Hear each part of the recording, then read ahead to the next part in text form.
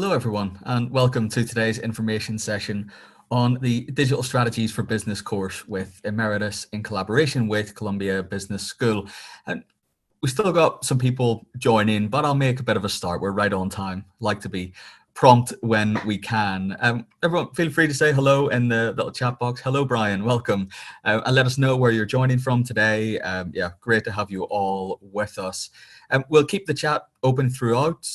I'll keep one eye on that and one eye on the real material. And we have the Q&A as well. So if you have any questions about the course, anything about even my particular experience teaching the course over the last couple of years, it's a pretty good time to ask those, I would have thought. And that's the whole purpose of the information session.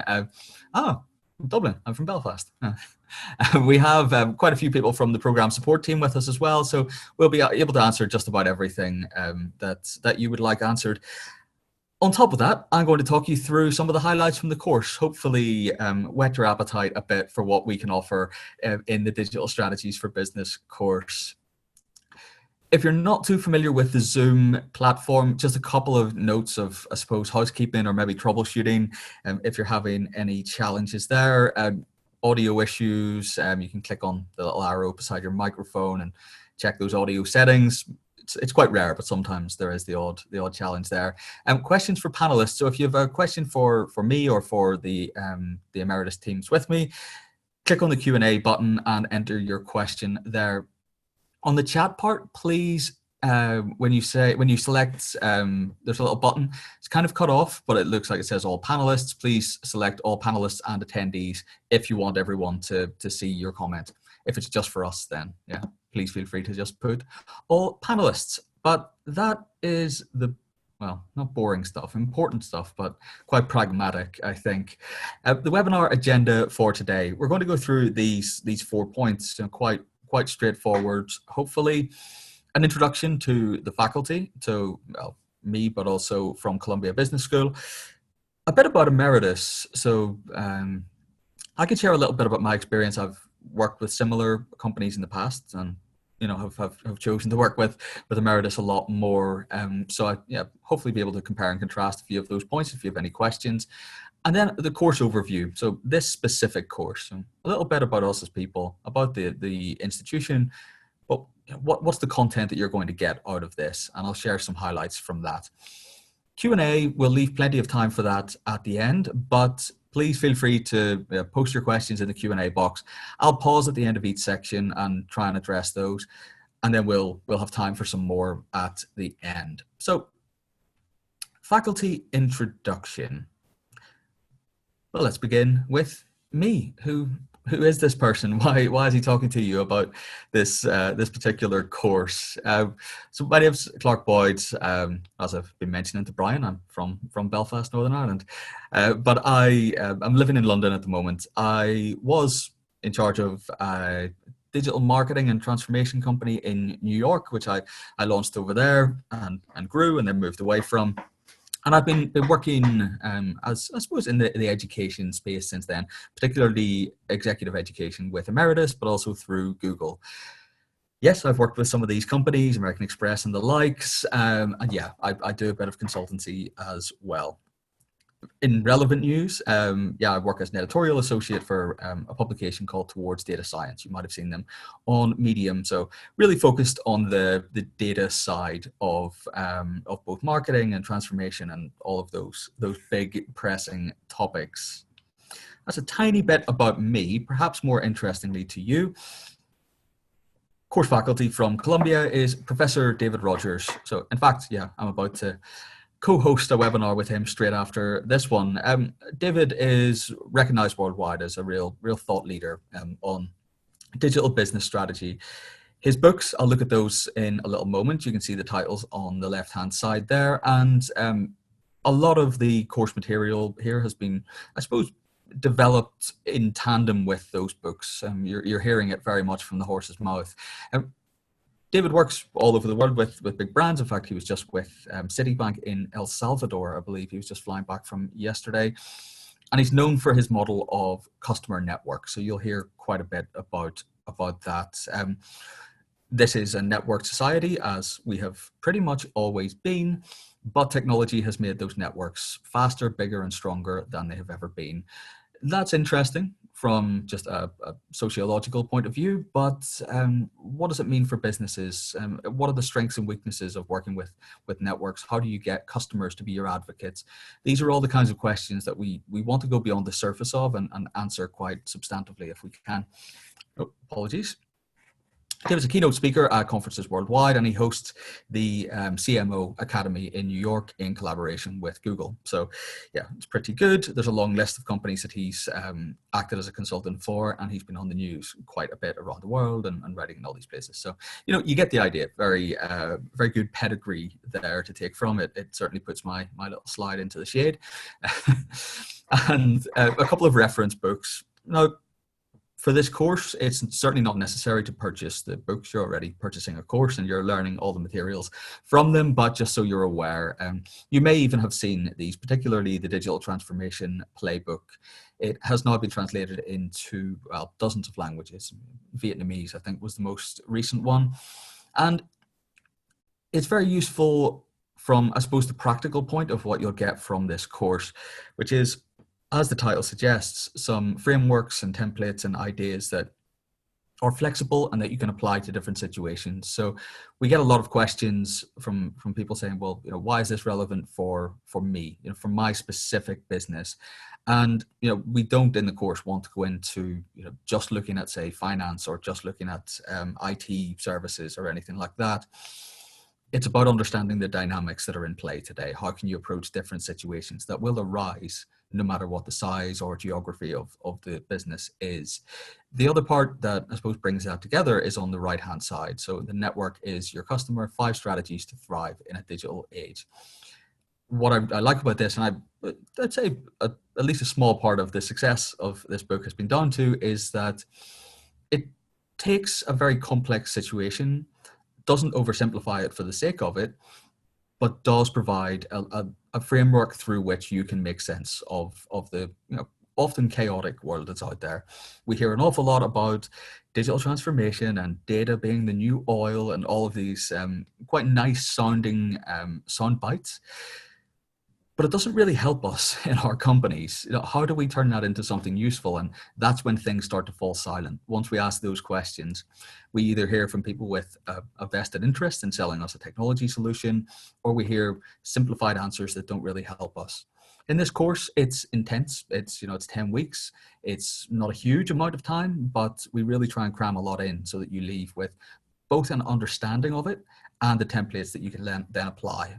I think both of those are important. Just having templates and frameworks without the understanding means they won't be as successful. Just the understanding without the frameworks means that you're still not sure where exactly to apply things. So we reference these books right now because you may want to read them if you're particularly interested, but it's a lot of what you'll be learning. In fact, I say that David is nearly finished his 3rd book. So yeah, yeah, that'll be out soon. I'm sure that'll be in a little bit. These are some of the points that may come up. You know, you've joined this information session. You obviously have some interest in the course. From experience of the people who take the course, very wide backgrounds, and therefore could be a variety of reasons you're unsure about whether it's right for you. Some people might say, well, my company is immune from digital disruption. Not many, but some might say that. Well, 80% of companies believe that digital transformation is a competitive opportunity today, as much as anything else. They're seeing it as an opportunity rather than a threat. You know, it's about reframing that question and taking it on in a more proactive manner. Someone said, well, digital transformation is just a fad that won't last. And in my honest opinion, the name doesn't really help. Digital transformation is can be quite vague. It can be applied to a lot of different situations, and that can make it easy to ignore. But in reality, the market is set to reach 432 if we're rounding up, $1 billion in revenue by 2021 on digital transformation, which is maybe because it's so broad, it encompasses just about everything, but yeah, pretty big industry. And some would say, well, we've already mastered digital transformation. We're in control of this situation. We don't necessarily need to invest in further education on the topic. Just 5% of organizations feel that they have mastered digital to a point of differentiation from their competitors. So there's always that sense of just about keeping up, but to be a real differentiator from your competitors, that's where I think the kind of sharper understanding of market dynamics and ways of taking ideas from the whiteboard to the greater world, I suppose, and to the market is a big point of differentiation. Also, 5% of organizations feel that they have mastered digital to a point of differentiation. So, that's very subjective, isn't it? Quite emotive. Maybe you have no interest in advancing your career. We're making quite a big assumption there, but yeah, maybe you don't. Well, 66% of CEOs of Global 2000 companies will have digital transformation at the center of their corporate strategy this year. So it's a pretty important thing to learn about, even if it's not about you leading your own business or being the head of the business. Actually, if you're looking to advance up into those senior ranks, it's a very important area to understand. In fact, it's pretty much non-negotiable. This one, I've got another 4 series of Game of Thrones to watch. So essentially, you may, well, this is something that's going to eat into your personal time. You've got a few other things lined up. Well, Professor Rogers is no, I've never seen the show, so bear with me here. Tyrion Lannister, perhaps? But he is pretty compelling to watch. That's one thing I would say for Professor Rogers. The ideas are fantastic. He's a very well-known thinker, but he is a very good communicator. He gets his ideas across in a very digestible and entertaining way. He also wears very bright shirts, but yeah, nobody's perfect. The 5 domains of digital strategy, right? So I want to touch on this a little bit here. It's more to give you a sense of the way that we're approaching these things. This is part of the course. This is, in fact, taught in week 1 of this particular course. And we look at 5 areas that, if we were to run a poll, I'm sure you could guess 3 or 4 of them, at least, if not all 5. But we try and go beyond a lot of the received wisdom about these things. It's not even just the fact that we disagree with a lot of what's being said out there. I mean, it is that, but it's also the fact that if you're going with the crowd, then you're not going to find those competitive advantages that we want. So customers, there has probably never been a business course ever, you go back centuries and centuries, that didn't talk about, the importance of the customer. I think we're all pretty well aware. Yes, Michael, you will get access to the slides after the meeting. I'm sure you're all pretty aware of the importance of a customer. You wouldn't be in business if you didn't have customers and if you didn't keep them somewhat satisfied.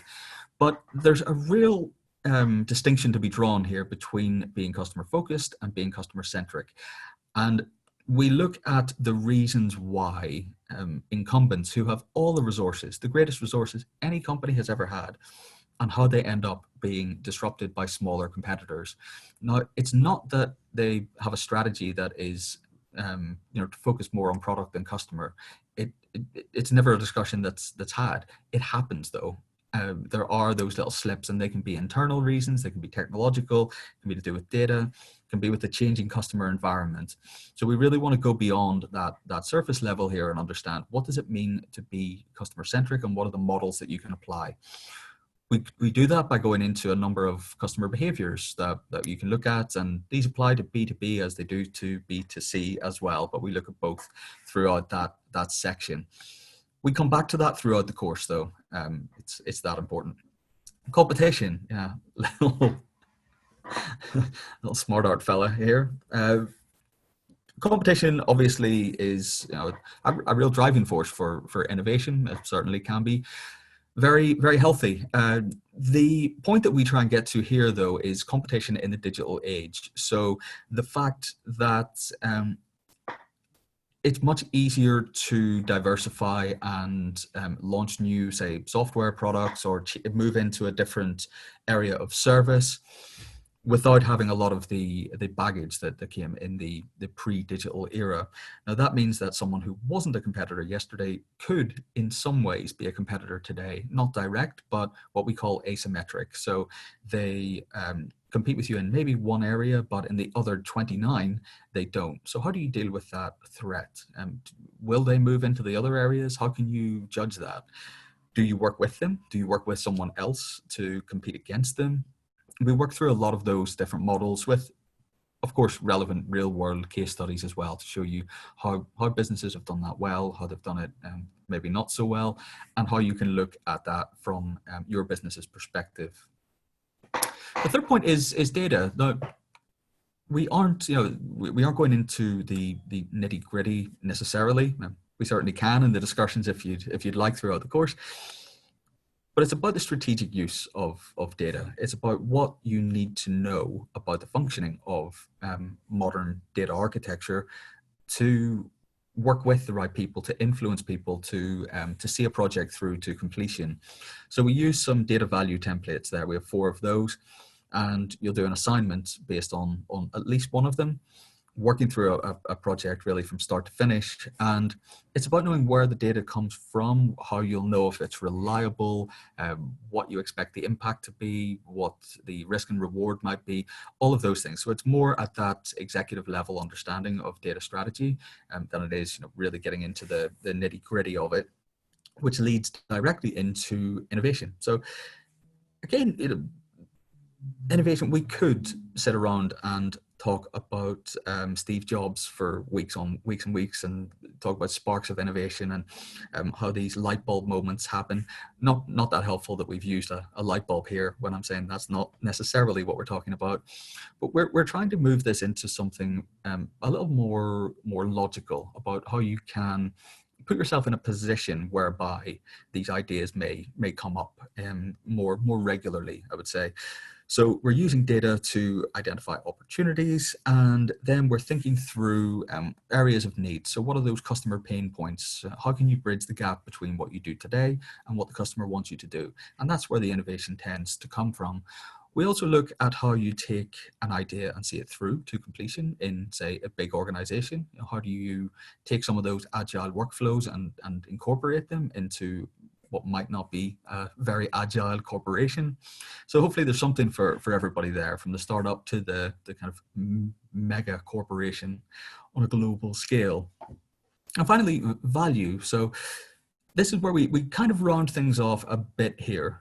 We'll get to the center point in a moment. That's the final part. But this idea of value is, yeah, of course it is about the financial side of that, whether you're delivering value for customers on a monetary basis. But it's also about what the company stands for, what your value proposition is, who you are to different customer segments. So you don't just stand for one thing. If you're an airline, it could be about your safety record. It could be about just getting from A to B. It could be about luxury. It could be about vacation, so on and so forth. So how do you really kind of codify those and turn them into something that you can monetize? Which leads us back to customers, as you would expect. Yeah, I'll get to that question in just a moment. So at the center of this, what we're ultimately trying to create throughout all of this is digital strategy leaders. That's really what we're looking for. And we believe that these are the 5 different domains that those leaders today really need to excel in, really need to understand, and need to understand the links between. We think all 5 of these have to work in tandem. So I'll pause, see we have a question here. Please do keep your questions coming in if there's anything else I can touch on. Rodrigo says, we're going to learn more about methodology in which type of domains of digital strategy. If I understand your question correctly, then yes, absolutely. I mean, we're going to look at each of them in turn and look at tools for both understanding and making the most of each of those areas. So as I mentioned, there are 4 data value templates where you'll look at each of them. We have different case studies for each of them, and then we'll have a discussion and you'll do an assignment on them as well. So there's quite a lot of methodology and rigor around each of those 5 areas. They're all drawn from Professor Rogers' teachings at Columbia and stuff. So there's plenty of material on each of those. So Andrew asks, are we going to get the presentation via email? I believe so, but I will defer to, yeah, you must. I know you're getting the slides, so it must be via email, but I'll let the support team confirm that one. But yeah, thanks, Andrew. So a little bit about Emeritus, and then I'm going to go back to this specific course.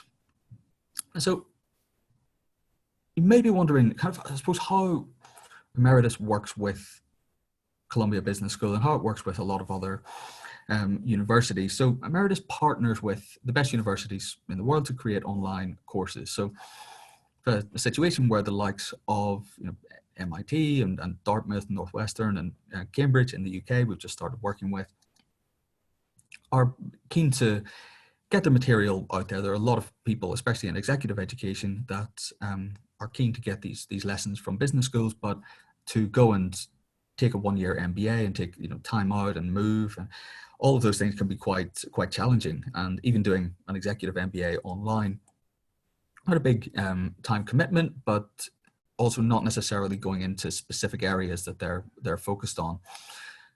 So the partnership with Emeritus allows them to bring that to that market, but also to maintain, and this is a really, really crucial point, I think, to maintain the academic rigor that sets them apart in the first place. So it's their material, their videos. We work very closely with them, and they join us for the webinars, and we're very much working in a partnership, I suppose. It's kind of how it works, isn't it? And that allows us to bring these courses to a lot of people around the world. So Europe, 22% of students, 30% in the US. India is quite significant as well.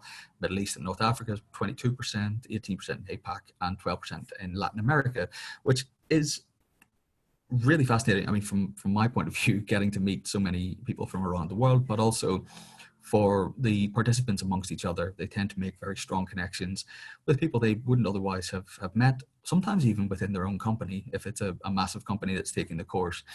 And there have been over 30,000 students on these courses already, which is pretty good, I think. Yeah, always expanding, adding new courses. There are lots more particularly on data science and AI over the last kind of 6 months, which have been going pretty well. But it allows people to take a 10-week course, focus on one specific area, so digital strategy for business in this instance,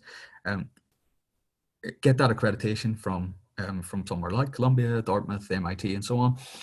And then perhaps build on that. So there are diplomas and longer courses that people take as well through Emeritus. So it manages to just get that combination right of bringing the highest quality education, but through digital media that people can access from around the world. And yes, learning designed for completion. This, I think, is a real. Sorry, I see we have a few questions. I'll just stop at the end of this section, but I have noticed them. We spent quite a lot of time discussing both with participants and amongst ourselves, because there are quite a lot of the course leaders and course faculties at the universities trying to find what is the best way especially for executive education, to get these lessons across so that they engage people, so that they stick, so they're able to apply them.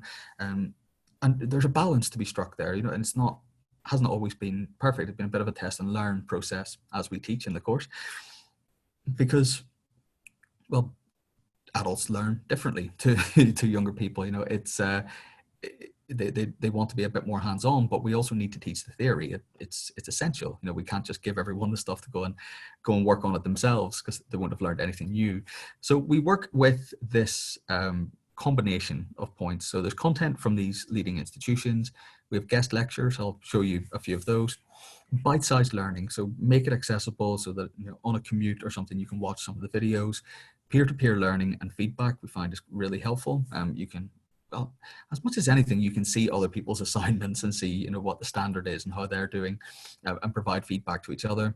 Simulations, so giving you suppose, a safety net of an environment to try things out, particularly with digital marketing, real world applications, so making sure you're hands-on and thinking things through, mobile learning applications, of course, and grading and evaluation, so giving you feedback and letting you see how well you're doing against your peers. We find that to be the right combination. As you can see on the left-hand side in the third bullet point, course completion rates are north of 85%, in fact, north of 90% at the moment, which for online courses is pretty much unheard of. A lot of the other ones that you'll see out there are much lower than that, because it's hard to keep people engaged, and that's why we have all of these points here to make you want to come back. Keep checking in every day and viewing more content and engaging and learning along the way. And a big advantage, I think, is the Emeritus network. So I mentioned those 30,000 plus students so far. And it's a platform that is, I'm just going to read this basically, because I'm sure you'll all be looking at the text. It's exclusive to all Emeritus past participants who have passed a certification or a diploma. So it enables registered participants to connect with a global network of fellow professionals to share experiences, ideas, joint ventures, all those sorts of things. And there are events and career opportunities on there as well. So you can see here on the right-hand side, things like tuition assistance come up. There's the global network, of course. There are events, startup corner, where you can kind of share ideas and work on things with people. Extended program access, so you get 12 months of access to the program that you're signing up for, which is pretty good, I think. And access to a lot of Emeritus groups. So we have groups even on LinkedIn and that sort of thing, alongside Emeritus Network, where we can go in and just keep up to speed with everything, meet other people who have taken the courses. And you can see in the picture in the center here, one of those events. So we make sure that you're extending the benefit of taking the course. It's not just about getting the certificates and moving on, I suppose. So I will pause a little moment. If you have any questions, please feel free to share, but I'll just work through the ones we have as it stands.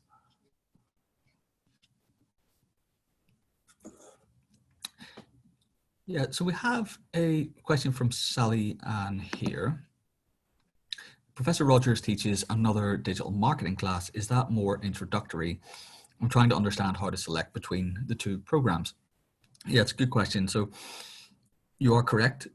Professor Rogers has the Digital Marketing Strategies course alongside this one. They are very different. There are some commonalities between them in that, of course, it's going to be about understanding the customer journey online and that kind of thing. But the digital marketing one does go into quite a bit of detail on specific digital marketing strategies. This one is more about the business strategy side of it. That one is about, how do you reach your customers through social media? How do you set up a Google Ads campaign? So getting quite hands-on. So it's a different topic. I'd say it is introductory to digital marketing strategies. It does get you kind of hands-on with a lot of those, whereas this perhaps is a bit more advanced in the concepts that it teaches and the approach there. But it really just is about whether you're more focused on understanding and implementing marketing strategies, or it's more about the business growth side of things. There's also the postgraduate diploma in digital business, which contains both of these two courses, plus a course on platform business strategy from MIT, and it all goes together. Some people will maybe take this course, the Digital Strategies for Business, and then add on the other two. It's really up to them, but we find that they work together. It's a hard one to answer. I'd love to give a straight yes or no. It's just, it does give a good introduction to digital marketing, the other course, and it does get you hands-on.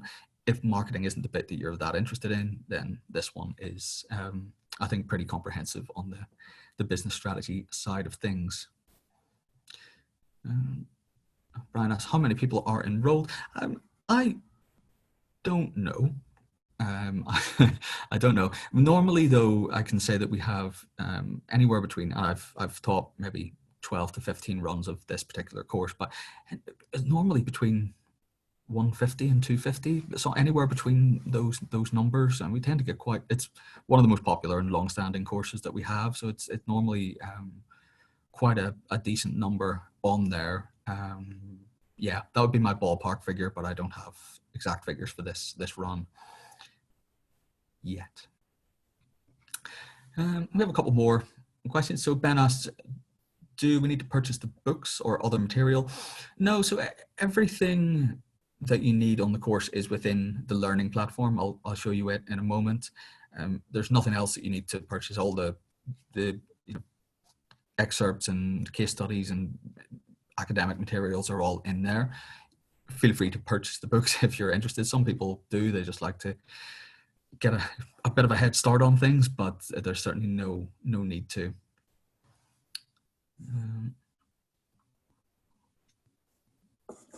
Ben also asked, so for the introduction, looks promising, good.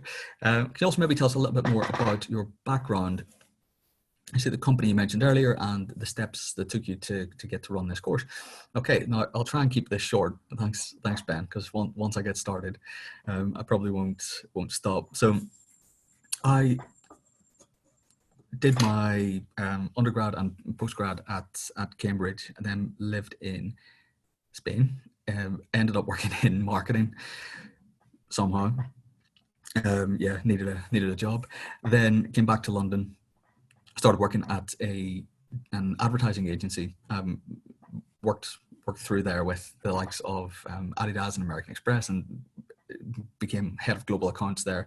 Then I was approached about going to launch a similar kind of agency / consultancy in New York, well, via Sydney. So I went to Sydney first for about 6 months, and then went to New York and launched that from nothing.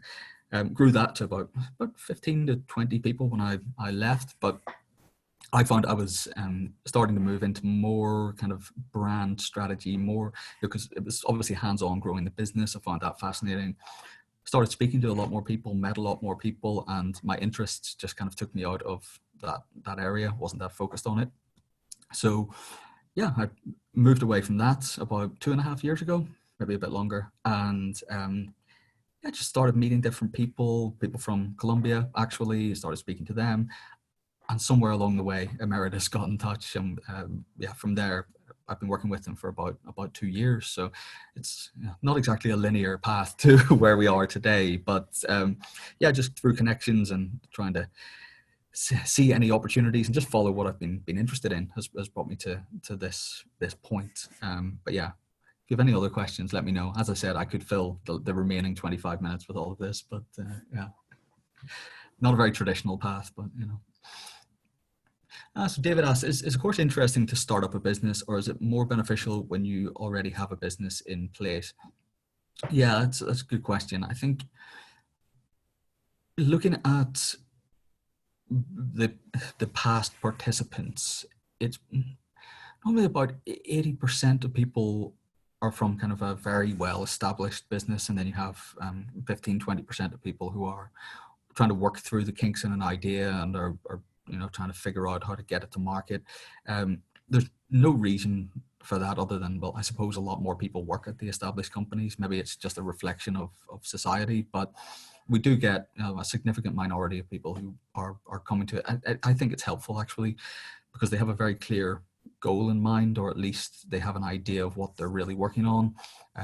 So from the assignment point of view, it can be really helpful.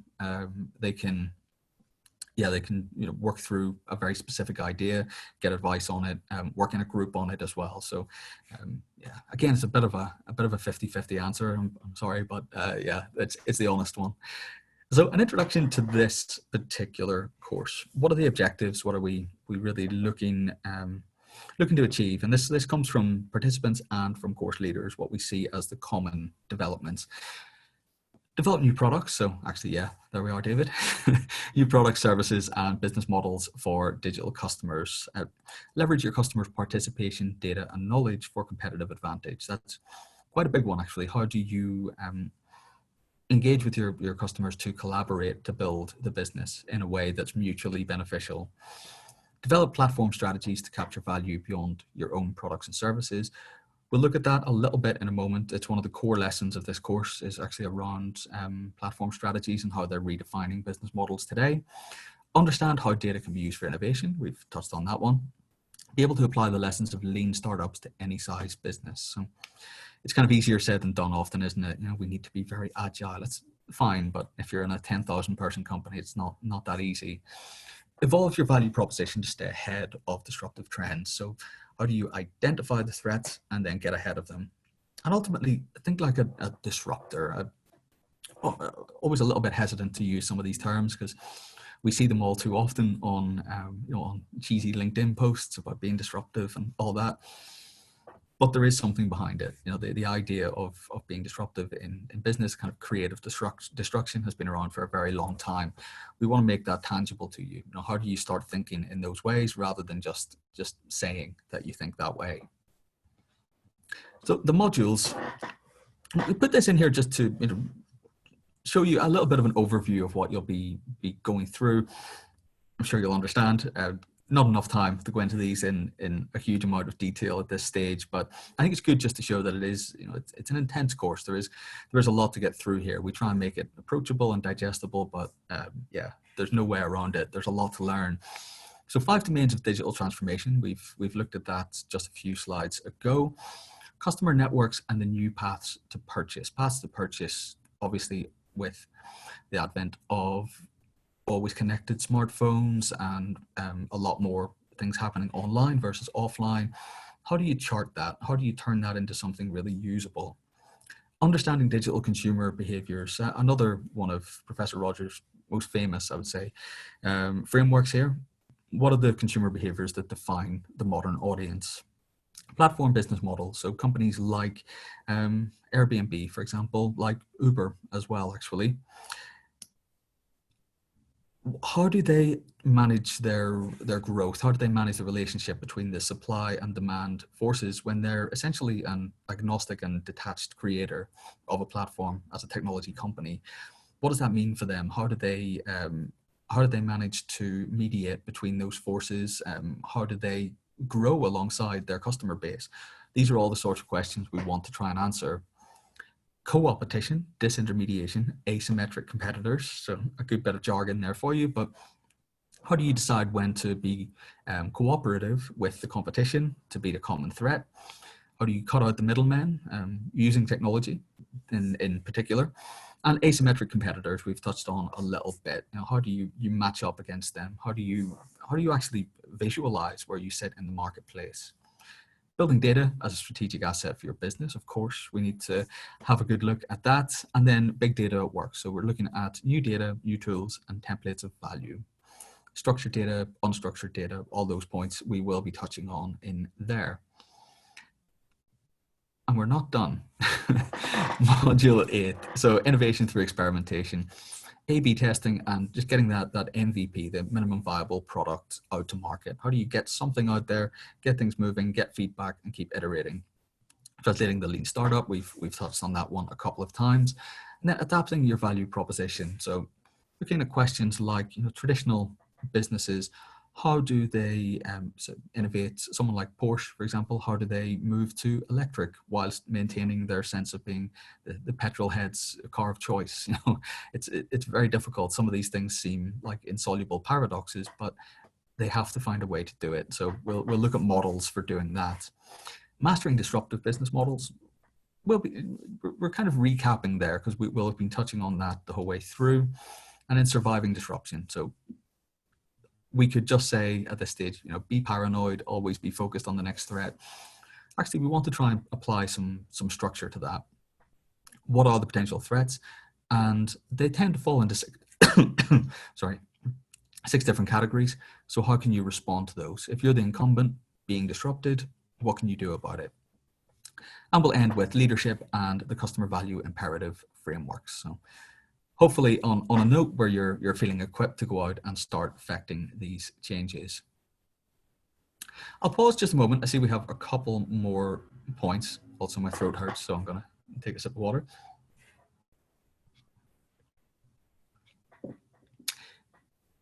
So Ben asked, so the 2 to 4 hours per week, which is what we tend to recommend. Would you recommend to not split that into more periods, or would it be possible, for example, to do 4 times 1 hour? Yeah, so it's really up to you. We could do 24 sessions of 10 minutes. You know, if you were doing, say, a lot of videos, it's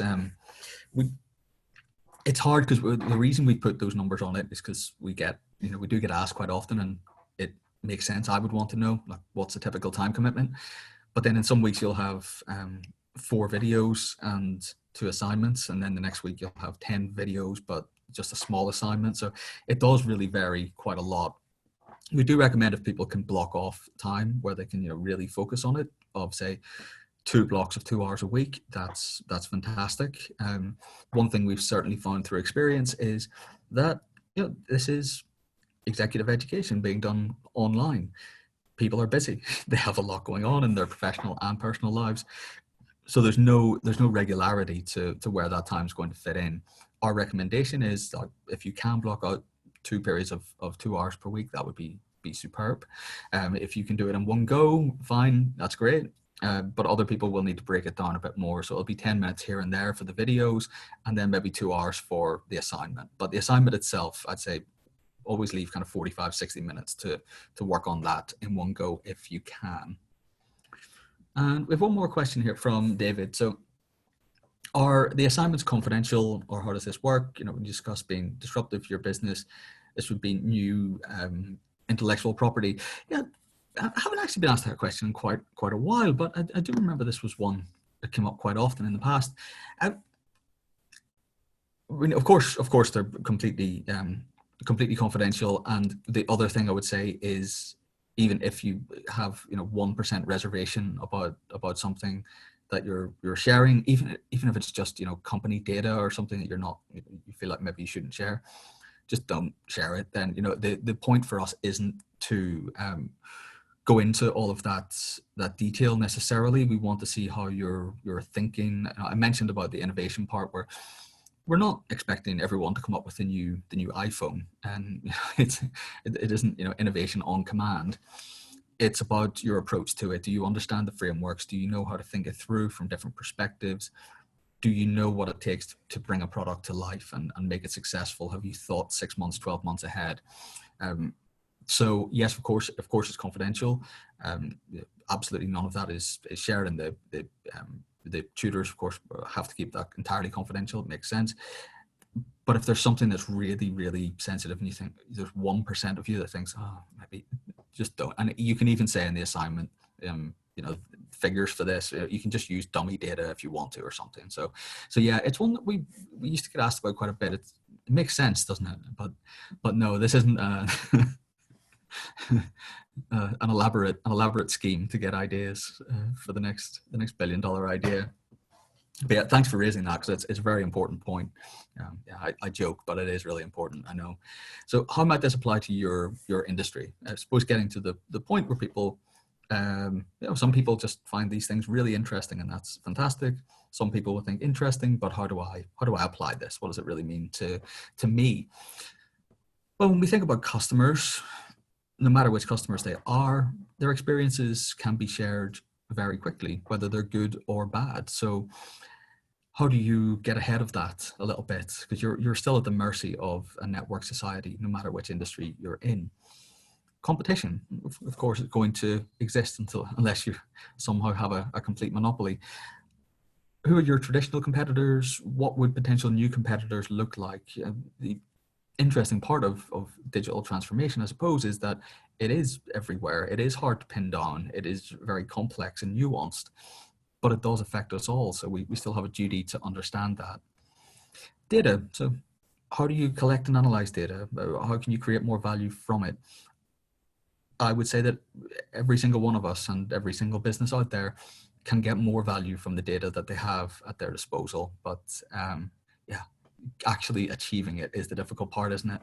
Innovation, so rapid experimentation, learning how to move quickly with things, and also A/B testing. So it's not just about being okay with less than perfect. It's about a rigorous process that allows you to get results that you can use, something you can learn from, even if it doesn't go that well. And ultimately value. So how can you create more value for your customers? And is your core value proposition changing in the digital world? Should it change? How might you move from one area to another? And we have essentially a map that you can use to figure where you are, where you want to get to. And then the distance between the 2 points is populated by essentially your new ideas, new innovations, new services that you might want to develop. So at this stage, I suppose, start thinking about new ways to approach customers and competition, new ways to understand data and the value that it can bring, not just what the data is, but the problem that you're trying to solve. What are those burning questions that could transform your business if you knew the answers? And that's where you should be if you're thinking about a data project, not just we want more value from it. Not really that directional. What exactly are you looking to extract? Where do you want to get to? New ways of managing and leading innovation, absolutely crucial. New ways of defining and understanding your value to the marketplace and how that might need to change. And fellow Irishman, George Bernard Shaw, said, progress is impossible without change, and those who cannot change their minds cannot change anything. Wise words indeed. Thanks for that, George. Webinars. So these work alongside the course material. So we've seen the modules there, and the idea is obviously to make it very dynamic and I suppose more of a dialogue between you and the industry expert that comes in to talk about these. It's also to bring a different perspective on the material. So talking about personal experiences, you can ask your questions, of course, throughout. And we'll be talking about business model innovation first. Then it'll be moving on to the real digital transformation topics for the next 3. So demystifying it, obviously quite important, mobilizing it, and then operationalizing your digital transformation. So trying to take the lessons of the course and show how have these industry experts turned those into better results. Then we'll come back to this jobs to be done, solution-driven framework for innovation. So trying to get into the consumer mindset, but also take it a step further. What are they trying to get done? And then what can the business do about it? Finally, we'll have our Q&A with Professor David Rogers. So you'll be able to submit your questions in advance, and then I will ask them of Professor Rogers. In fact, we're having one of those sessions in about 15 minutes. And the start time is typically 1 p.m. UTC. They'll be recorded, though, so you can submit your questions in advance, and they'll be answered in the webinar, and you can have them answered by email if you prefer.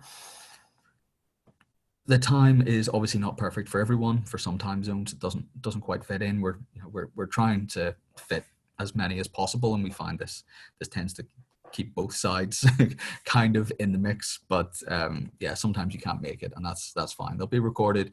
You'll receive all the slides, and you can still submit your questions and have them answered. So yeah, you're not missing too much if you miss the live session. So assessment, we'll talk quite a bit more about this at the start of the course, but just so you're aware at this stage, we would say that the best way to come into this is starting to think about your personal objectives from the class. The lessons are pretty flexible. There are discussions in there. There's a lot of Q&A. There are live sessions. So you can adapt a lot of it to your needs.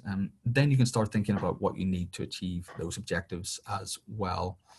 Within the Canvas platform, so once you get on there is a detailed description about grading and assessments. We know this is, of course, really important to people. Yeah, you want to learn all of this, but you want to make sure you're getting a good grade alongside it.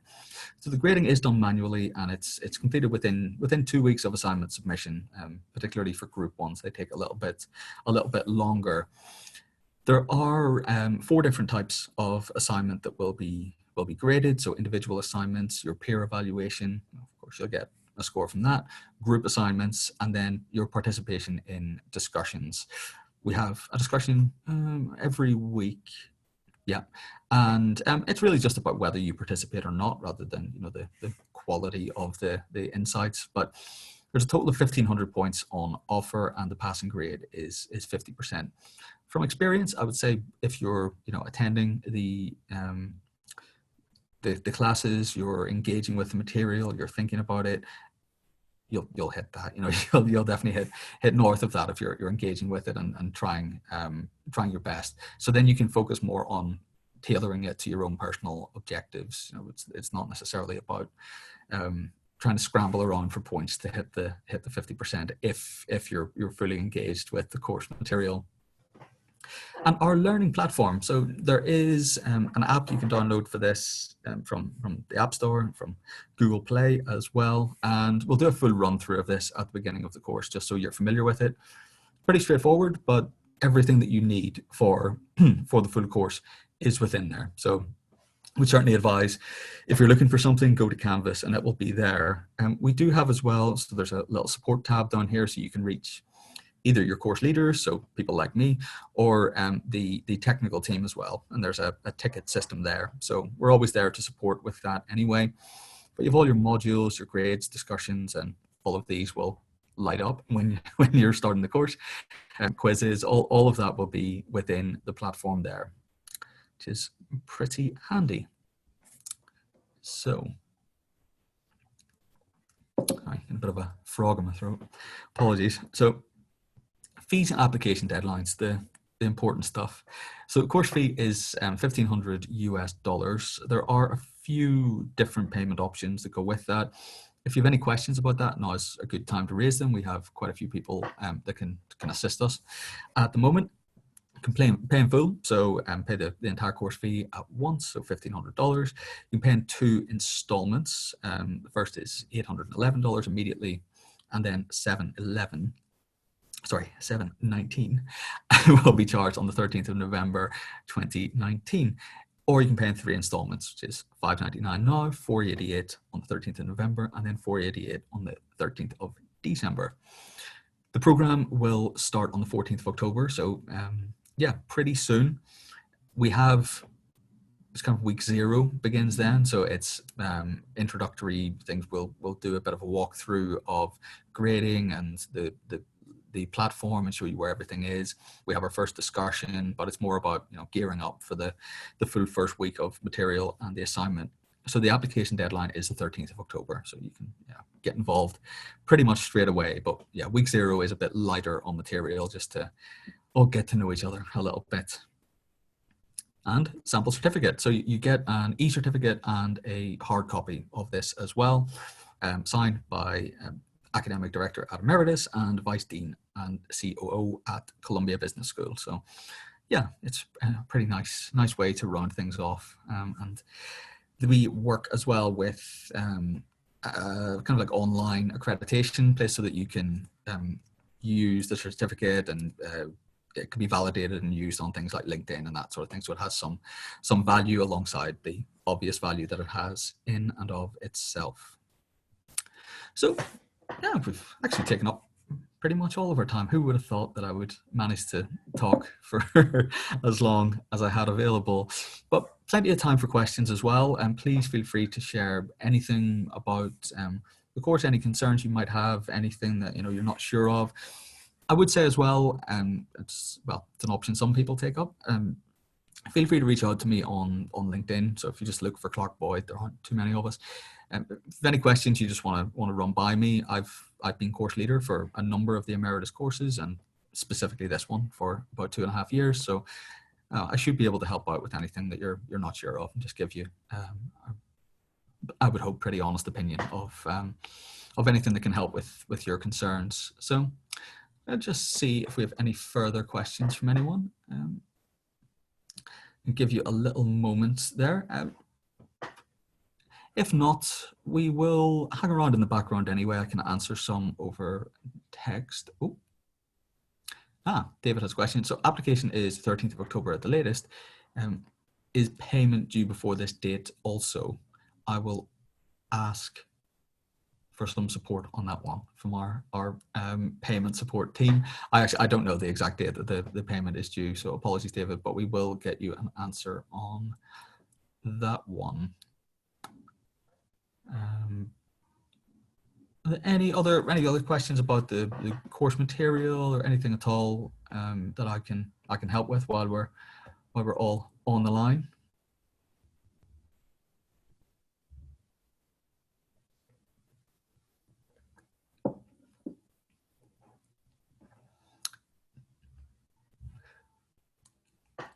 No. Oh, Bernardo asked, so yeah, good question. how many group assignments will there be?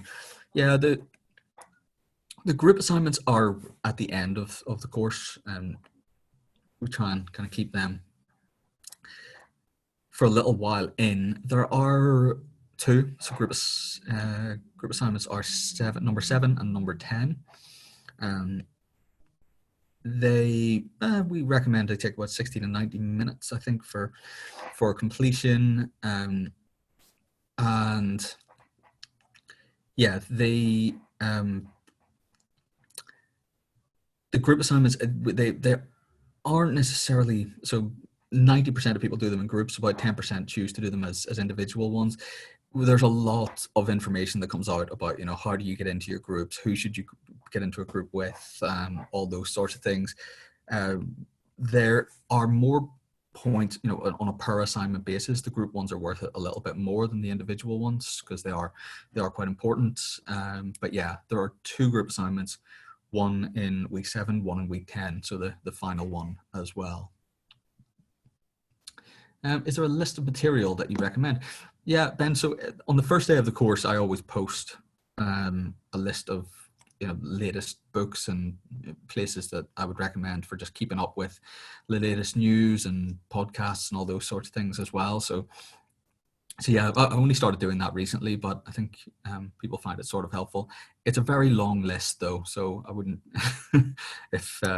yeah, I'm not suggesting everyone reads it all. It's literally just the stuff I've read. It's not not that necessary. I've started to highlight in bold the ones that I think are really important.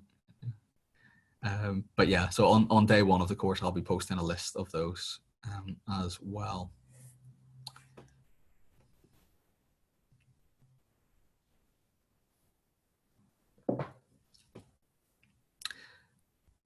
Well, if we have no more questions at the moment, we can bring things to a close for today. I hope we've given you a good preview of what the course is about.